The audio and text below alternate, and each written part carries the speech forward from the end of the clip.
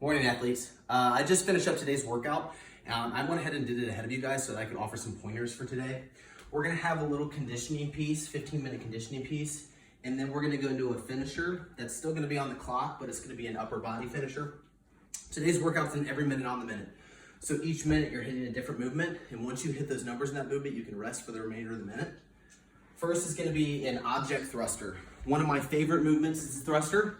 It's gonna be that squat to that press. And whatever weight you guys have on this, you should really be able to move it for 20 reps unbroken.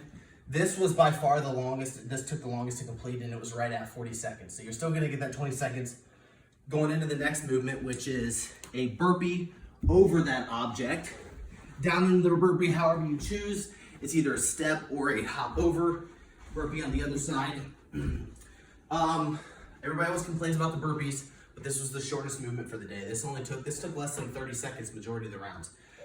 And then the last movement is gonna be the same object you hit the thrusters with. You're now doing sit-ups, but you are gonna have to anchor your feet under something.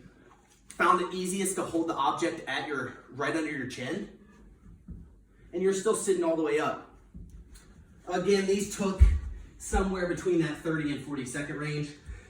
This isn't one of those ones where you're gasping for air and wondering if you're gonna make it to the end. Everything was pretty controlled. You just keep moving, you'll get through the movements, and then you'll still have a built-in rest. The finisher for today, 3 sets, 2 movements where you're hitting max reps. The first movement is a max rep row.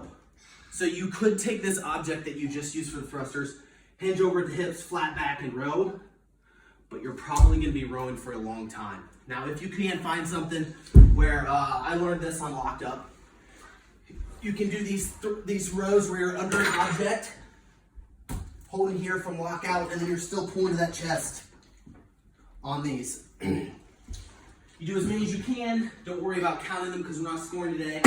Right after the set, you're taking 30 seconds rest.